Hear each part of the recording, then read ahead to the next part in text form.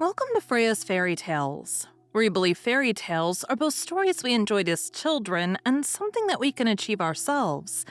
Each week, we will talk to authors about their favorite fairy tales when they were kids, and their adventure to holding their very own fairy tale in their hands. At the end of each episode, we will finish off with a fairy tale or short story read as close to the original author's version as possible. I am your host, Freya Victoria. I'm an audiobook narrator that loves reading fairy tales, novels, and bringing stories to life through narration. I am also fascinated by talking to authors and learning about their why and how for creating their stories. We have included all of the links for today's author and our show in the show notes. Be sure to check out our website and sign up for our newsletter for the latest on the podcast. Today it's part 1 of 2, where we are talking to Enni Amanda about her novels.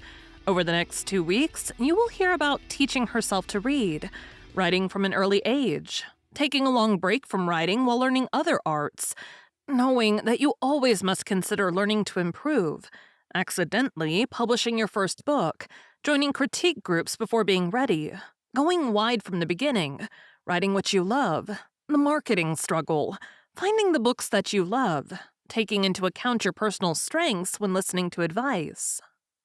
My lucky star. Imagine having a celebrity doppelganger.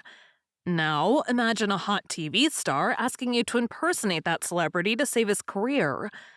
Failing to make it as an actress, Aria Dunn is back in her hometown of Napier working as a location scout. No more unattainable dreams, just casual clothing and low expectations. Until she finds a Turkish TV star hiding out in the historic hotel she needs for her client. Sem Erkam is desperate for good publicity after a drunken night ends with compromising photos. With his family banking on his success, he hatches a wild plan. A fake relationship with the New Zealand woman who looks like his old co-star. He just needs to keep his hands off her since they have no future. That's what everyone's saying, and they're right. But the more time they spend together, the harder it is to stick to the script. Swept into Istanbul's glitz and glamour, Arya's forced to reevaluate her sensible life plan. Should she give her acting dream one more go? And what is she supposed to do with the Turkish heartthrob and the most unattainable dream of all? My Lucky Star is a story about rediscovering passion when your dreams have failed you. It's also a story of all that is hot and Turkish. Men, tea, kebabs. Like a Dizzy in book form, but with a lot more heat. Escape to New Zealand and Istanbul with this spicy, slow-burn rom-com. The podcast is Freya's Fairy Tales, and that is fairy tales in 2 ways. Fairy tales are something that we watched or read or had read to us when we were kids. Also, the journey for you to spend weeks, months, or years working on your book to hold that in your hands is a fairy tale for you. So you said you've heard the podcast before, so first question I'm going to ask is, what was your favorite fairy tale when you were a kid, and did that favorite change as you grew up? That's a great question. I grew up in Finland speaking Finnish and reading in Finnish, so I don't think we had access to all the same stuff, and it's Mhm. kind of that's where I will say that I didn't actually read fairy tales as in like the classic fairy tales. I think those were kind of delivered through Disney, or they were like, the Mhm. that type of like not really reading, but they were more turned into those kids' films, and so you'd see something like Cinderella, and it would be a animated film, not really a fairy tale. Like I wish Mhm. I'd been read fairy tales, but no, I think my mum and dad went for some local things, and there was like I don't know if you've ever heard of Moomin Trolleys. That was my like big favorite as a kid. No, but That I've was, never yeah, had it's a one. whole world created by this, a Finnish-Swedish author, Tove Jansson, and yeah, it's beautiful. I think um, some Japanese team picked it up and made like a animated film out of it, or series, and it's been done again since then. So it was, yeah, then we had the books and we had the Um, so it's a whole other like a well, we're coming from a different culture, and it's like a different. fairy tales. Some of the English ones were there, but they were kind of like part of the mix. So I do remember I remember loving things like Pinocchio because Mhm. it's like the whole concept of someone becoming real because you love them so much. Mhm. It's just, and I recently saw the Guillermo del Toro's version of it, that Mhm. gorgeous animated film, and it's yeah, it just reminded me of how much I love that story.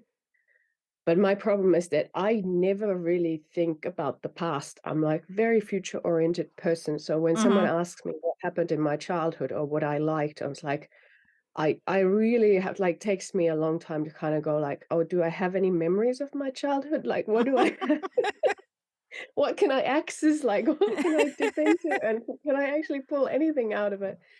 And I was like, "Well, very so I think a lot there's so many books that are informed by fairy tales or influenced by fairy Mhm. tales that are kind of like you end up reading fairy tales in different ways, even if Right. you're not reading the Grimm's classics or something, you're still reading fairy tales of like Mhm. different twists and takes on them.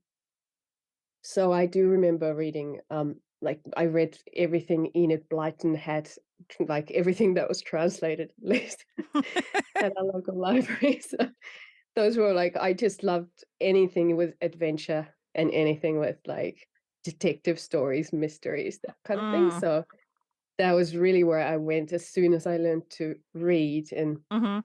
kind of build up. I taught myself to read because in Finland you go to school when you're 7, and I thought that was, like, too long to wait because Mhm. I was 5 years old, and I was just fascinated by letters, and, like, I needed to know what things said and what it meant and all that, Yeah. so I figured it out by myself, and I think my dad was very much against it because he was like, "Oh, that'll be the end of your childhood, like, don't learn to read."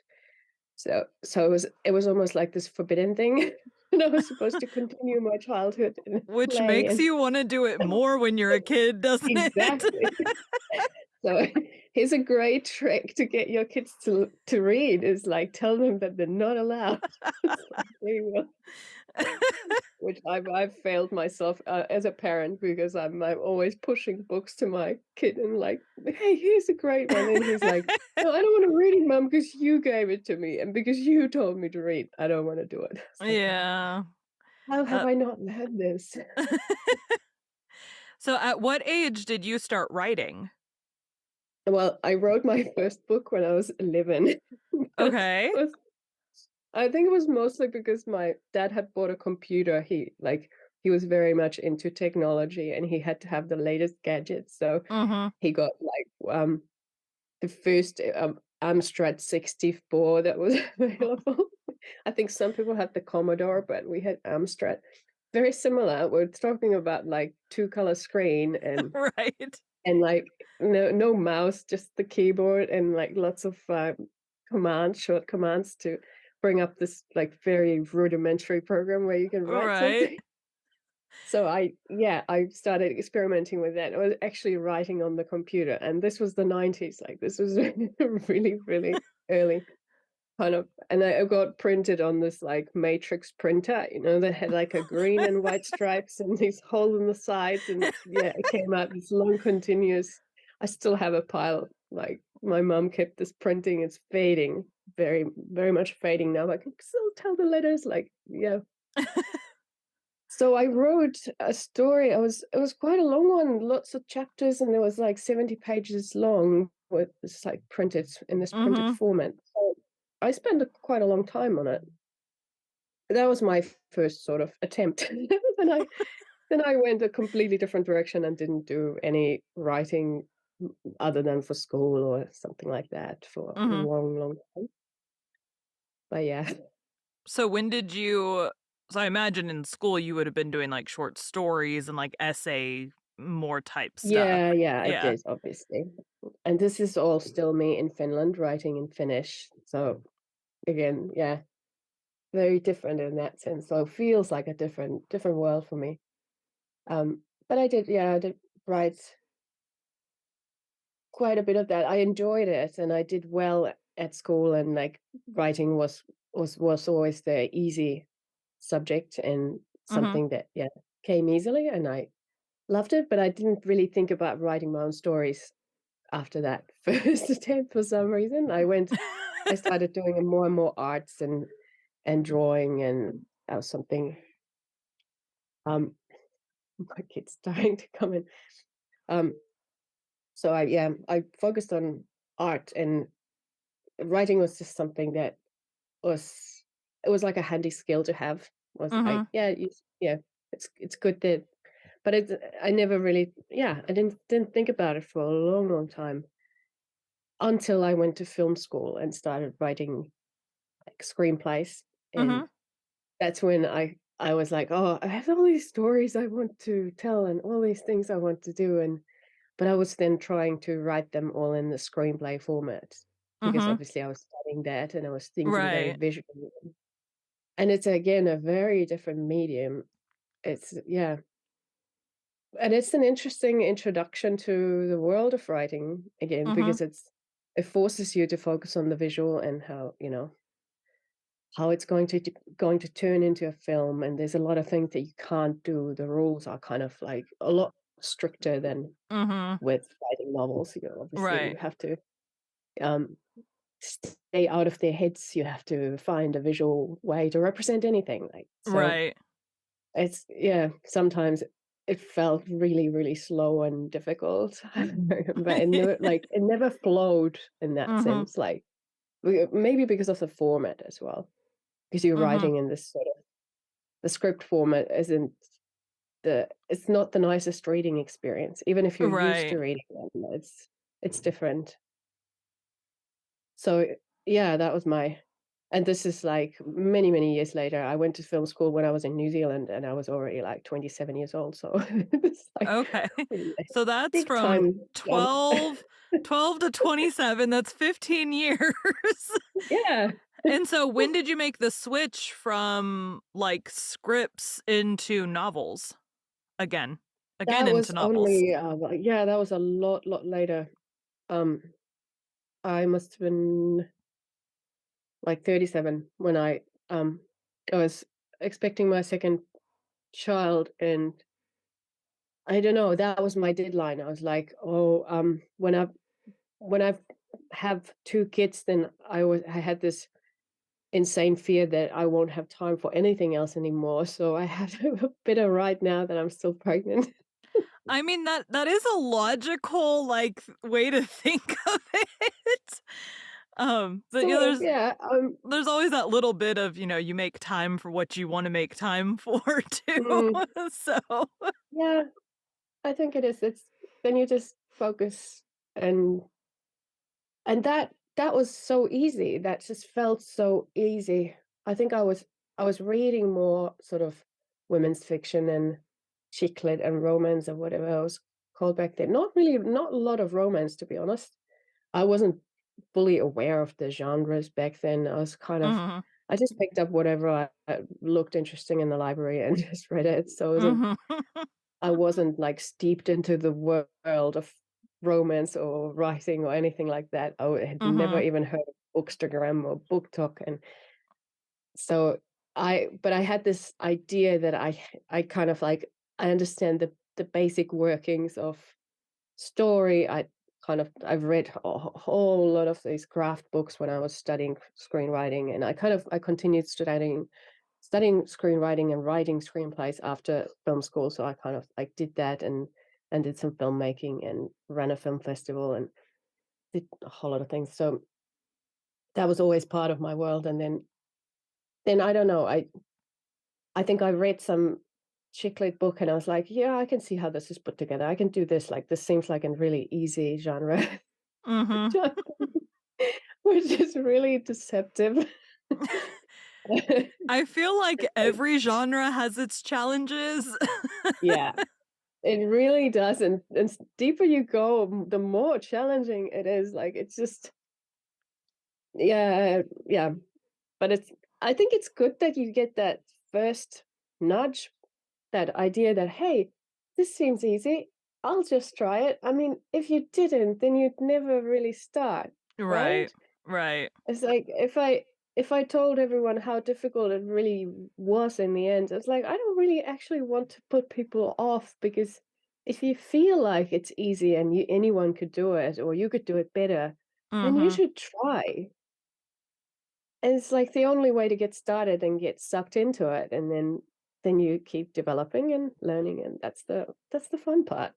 Well, there's so And many it's like, authors that I've talked to that it's you may think, "Oh, this is easy," and you may get, a page, a chapter, 2 chapters done, and then the idea kind of fizzles out. And then you get another idea and you write another couple chapters and you keep like building on that until you're finally able to. Now, there are some authors that put pen to paper or whatever your writing medium is and pump out this full-blown novel right off the bat, but for the most part, it's a lot of starting with poetry or short stories or something smaller and then building up to the full-length novels.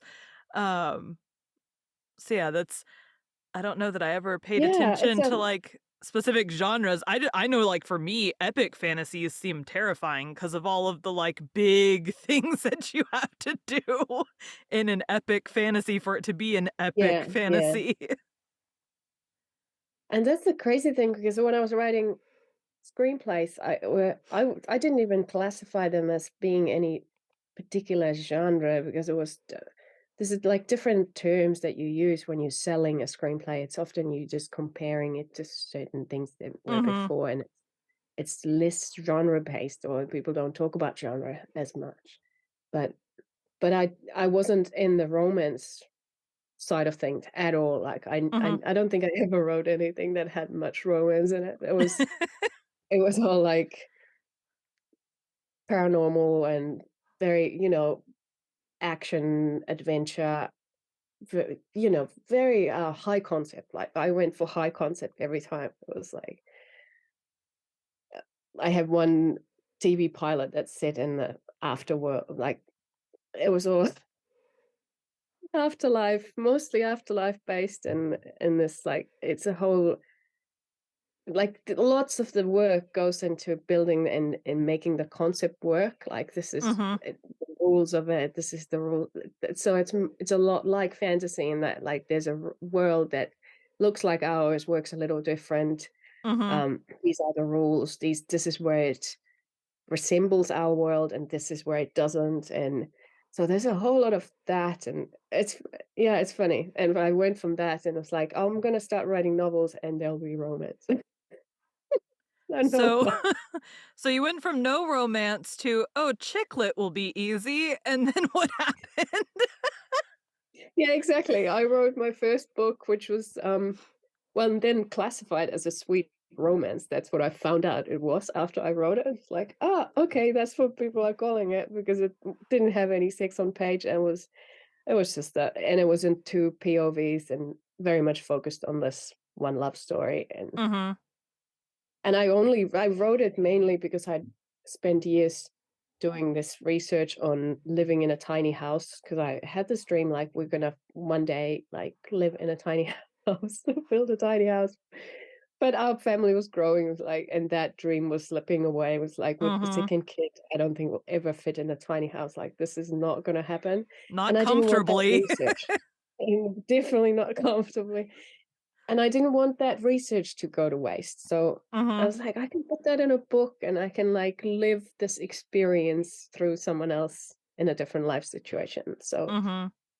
I just wanted to yeah, that was my way of saying goodbye to the tiny house dream of, like, I'll just write a book. But So how long did it take you to get, like, the first draft of it done? I wrote it kinda on and off for maybe 6 or 7 months, like, until the baby Okay. came, and then I didn't know anything about editing or publishing or anything at that stage. Like, my whole experience was filmmaking and Mhm. design and film festivals and things like that. It wasn't really useful. And I think I accidentally published it by uploading it on Smashwords. You accidentally published Yeah, it. I didn't understand. I was trying to, like, create an EPUB file out of it or something, and Okay. I was using that website do that? And it was just like I Googled something. I can't remember exactly what I did, but at some point I was like, it's actually on this website now. And I had created a cover for it because I'm, a graphic designer. So I was like, I wrote a story, so it should have a cover. Right. Um, so it was there, and I like put it as part of it. I thought, well, that's cool if it's like part of the EPUB file. Um, and then I was on the website, and people were like paying money to read it, and I was like, what's happening here? I remember it was so weird. So And you didn't have it edited, you accidentally published it, and then what did you yes, do? this is yeah, you can take this route to publishing, everybody. So I kind of retrospectively learned everything I need to know about publishing, and I don't know everything, but I mean, a lot more than that. And yeah, looking back, I'm like, wow, that was really I mean, embarrassing. everybody has to start somewhere. Yeah, So, yeah. people are buying your book. Were they, like, Well, leaving remember, this reviews is or, like also when I've just had a baby, and I've, major Yeah. baby brain, just really, all over the place. Didn't know what's going on. So it just, yeah, it was just something that happened on the side when there was like bigger things happening in my life. Mhm, So it wasn't that focused. Yeah, but from then I went into writing another book, and because I felt like, well, that wasn't too hard. I could just keep going and see mhm, what happens with the next one, which was also very much a sweet romance, more sort of YA-ish. And I didn't really realize these things back then. mhm, I wasn't thinking of like the character ages or things like that. It was more about, oh, what would be a cool like storyline or theme to explore. I think I'm still a little bit like that. I can't go um tropes first, or I always think of the theme. I'm like, there's gonna be a theme that I'm really excited about that, mhm, and then everything else comes later.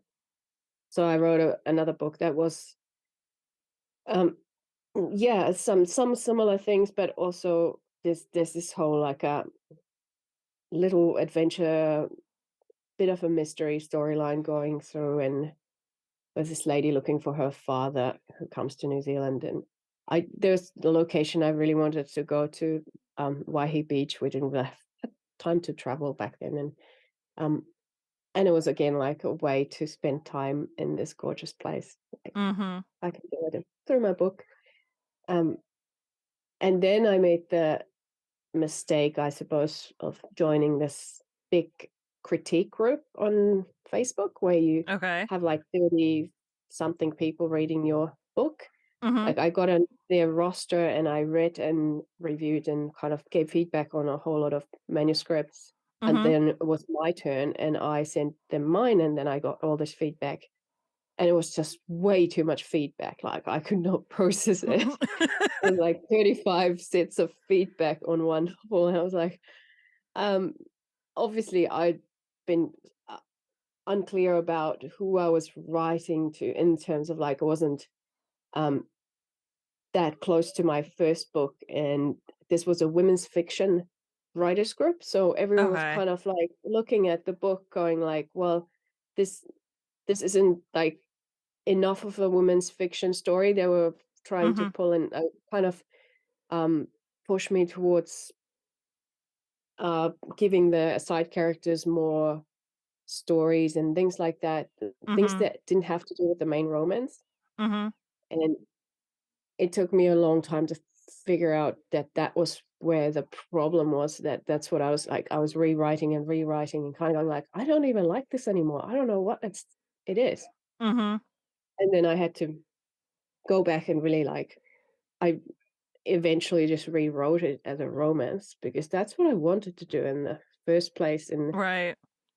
I realized that I was in the wrong place with the wrong people, getting Mhm. feedback from people who didn't really read romance or even value romance that much. It was like romance was this like sidetrack or afterthought in Yeah. the other books that I'd read. And I kind of like still didn't, yeah, it took me embarrassingly long to put together that this is really why I shouldn't have put my romance book to that group to be Right. judged and get feedback because it was just confusing the heck out of me. I just couldn't, Mhm. like mm. I can't even imagine though. Essentially, you had like 35 beta readers. Yeah, wrong exactly. wrong It's genre insane. beta readers. Yeah, I Yeah, limited yeah, mine that's to a great like way to get yourself super confused and know what I'm doing with this, like, is I did mine. My first book went to 5, but they knew what they were getting. So, Yeah, next book I'm gonna send to an extra 5, so I'm gonna do 10 for the next book because I was like, 5 wasn't quite enough, but 30 I think would be way too much feedback I'm on I'm any sticking book. to, like, 3 or 4 at the moment. That's all I need if they are, like, people who've read before and who's Yeah. yeah, if you have people who you trust already, Mhm. then you don't have to do the numbers, I think. Well, It's that's like mine is a lot of so I had 5, but only 1 gave, like, really big feedback, but I also didn't really know what to prompt them with for the first one, so I'm gonna yeah, do a bigger group with the second one just to, help weed down the team, basically, yeah. which I don't Yeah, wanna that's a good way to look at it. I'm like, I don't wanna 'Cause it's spend like 10 books trying to weed it down, like, let's figure out who's gonna give the best yeah, advice in the first, 2 or 3, and then we'll limit the yeah. team. And people, they become unavailable and then you have to find Mhm, it's an ongoing process, I think. But I think, the whole idea behind this, like, large group of people is that um, you go like, you have to look at it like you're a data analyst when you get your feedback. It's like, how mhm, many people mentioned this thing? How many people mentioned that? Like, you gathering all this all these right. statistics and then going like, "Okay, if, 30% of people said that this was an issue, I'm gonna look at it. If it's under Mhm. 30, I won't." I should have done it like that, but I'm really not a mathematician. I'm not like, that's not my thing at all. So I was reading every piece of feedback going like, "Oh, I really respect this person and I should listen to them." And yeah, it took me ages to get through it. So I'd rather now just go for like those 3 trusted people and get Right. their feedback and that's it. And then just but I think when you write more and more, you start to develop this confidence in how you telling the story and what is the story that you're telling, and Mhm. you also end up reading more and more in that particular genre, and you start to understand it better. So you have this idea in your mind of this is where I'm going with this. And, Mhm. like, I'm writing a book and it's going to be like that book, like, you have these comps in your mind already. It's like, Mhm. I'm writing a book that's similar to these.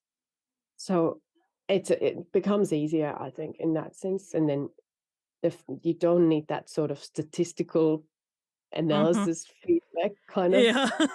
thing, which is really, really, well, it just for me, it was quite off-putting. Yeah, I can't even I think the only way I'd be able to handle that quantity of feedback would be if everybody was on, like, the same Google Doc, and so, like, they were all commenting on the same exact thing. Because like, mine I asked my 5 people ahead of time, "Do you want me to send it all as 1 document or as multiple documents?" Because 'Cause I'd talked to authors who did it either way. And they were like, "No, like, send it all to us individually so that we're not influenced by the other people's if someone really doesn't like something, it doesn't turn into everybody dogging on me for writing Yeah. that thing." Um, so yeah, so I that's think there are apps that actually deliver that. I haven't used it for a while, but there's like Beta Reader IO, something that where everyone does give individual feedback, but it all shows up in the same document and kind of shows you like it starts to like paint red the problem area where mm. everyone was commenting or something like that. It's I think because everybody was familiar with Google Docs, that's why I went that way. I didn't even know that there was a platform that did that, but then everybody would have to know how to would have to learn yeah, how to use exactly. That's it, I so find there's a major hurdle for that, and I also needed to learn how to use it. And I was yeah. like, this is a Yeah, so lot. I'll probably stick to Google Docs. And the So problem is, like, when you approach new people, you don't want to onboard them onto new technology every time. Like, Mhm. that's a major thing to do Right. when people know how to use Word and know how to use Google Docs, and then Right. it's just so much easier to go with what's already there, and you wanna focus on the writing, and if you're part of one of those critique groups, they usually have their own rules and how things are done, and in that one, Mhm. you just got your Word doc back with comments, like, Mhm. times however many. I think mine just happened to be a really large number, and that month, they just had a lot of reviews and people saw a Mhm. lot of readers, but essentially, it's you just have to kind of adjust to, like, I wasn't even writing in Word, but I had to convert my manuscript into Word format and learn to work in that because everyone Mhm. was using it. Yeah. And then once I started really using editors and proofreaders and working with them, then I'd have to send my book in Word format, and I had to be more comfortable with going between different Right. formats. So, your first book that accidentally got published, how did I assume you pulled it down at some point. How long did it take you, or is that version still up on there? No, not that version. I later on discovered that, there was this place called Amazon who was selling books way more than Smashwords. Yeah, yeah, just a little And I bit. had, like, never even shopped on Amazon for anything. Not that I remember it, because it wasn't like I've lived in Finland and New Zealand my whole life. It's You can order from Amazon here, but it's not like a giant thing. My Mhm. husband does for certain things, and I now order books sometimes, but again, it doesn't service New Zealand very well, that Mhm. company. Yeah. So, we have other ways of buying things, so you're not that used to I think it didn't occur to me at the time. Um, so I pulled it from Smashwords at some point. I think I realized that I can go to Amazon and I can actually get this ready and publish it for real.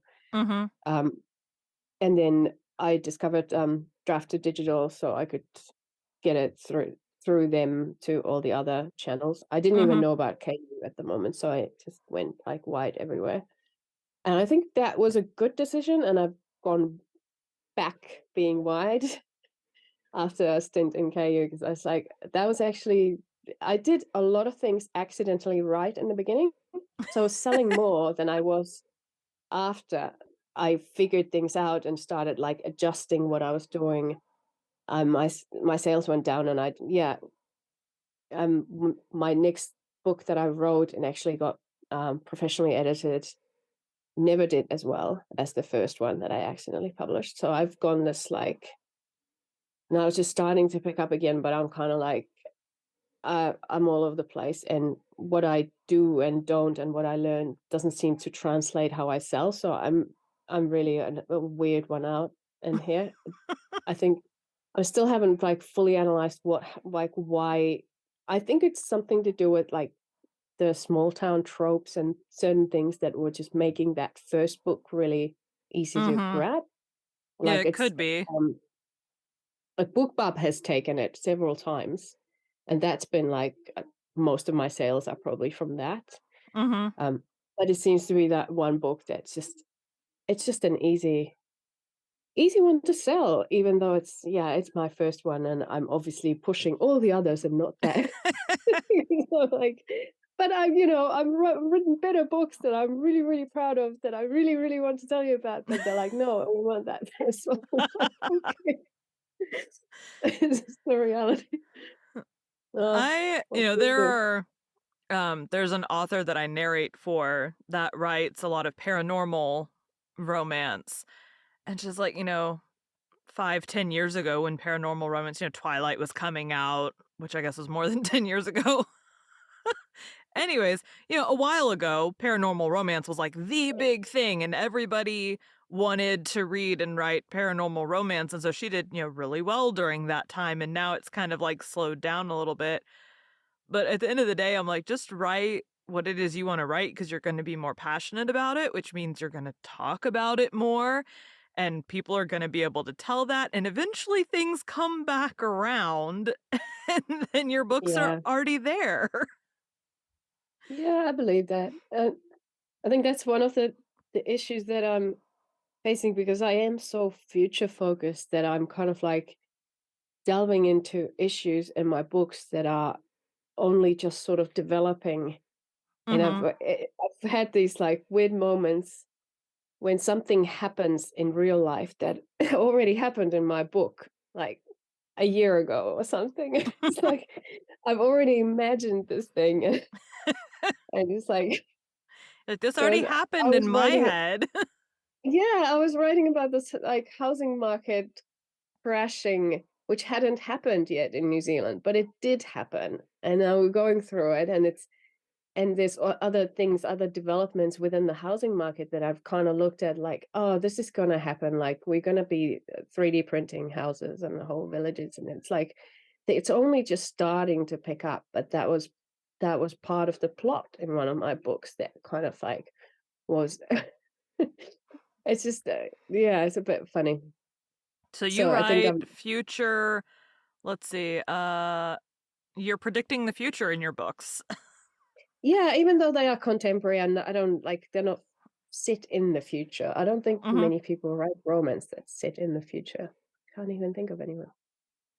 And But typically, yeah, that's gonna be sci-fi or yeah, fantasy maybe a sci-fi sometimes. romance if it's really far in the future. But and then like I don't know anyone who writes like 5 years in the future. That's really. I don't know. I don't think there's a niche there. Like that's not a thing. It's not a I trope. don't know. I've never heard of one, that doesn't mean they're not there. Could be. So who knows? I mean, that would be fun to kind of establish this new. Who knows? But it's yeah. I think it's about timing with lots of these genres and tropes and things that either sell or fall a little flat. It's Mhm, all about timing and whether your book hits that little bell curve that's going because mhm. it's like things come and then they fade away and if you just happen to be there on the top when it's like oh this is what we really want to see and hear and Right. read right now then yeah you might get really lucky but it's impossible to predict and you have to Mhm. yeah like you said you have to be passionate about it you have to be interested in it like how else would you market your books because it's like a full-time job in itself it's Yes. yeah. Enni liked Pinocchio growing up. Today, we'll be reading the first chapter of The Adventures of Pinocchio. The Adventures of Pinocchio. Chapter 1. How it happened that Maestro Cherry, carpenter, found a piece of wood that wept and laughed like a child. Centuries ago there lived a king! My little readers will say immediately. No, children, you're mistaken. Once upon a time, there was a piece of wood. It was not an expensive piece of wood. Far from it. Just a common block of firewood. One of those thick, solid logs that are put on the fire in winter to make cold rooms cozy and warm. I do not know how this really happened. Yet the fact remains that one fine day, this piece of wood found itself in the shop of an old carpenter. His real name was Mastro Antonio, but everyone called him Mastro Cherry, for the tip of his nose was so round and red and shiny that it looked like a ripe cherry. As soon as he saw that piece of wood, Mastro Cherry was filled with joy. Rubbing his hands together happily, he mumbled half to himself, "This has come in the nick of time. I shall use it to make the leg of a table."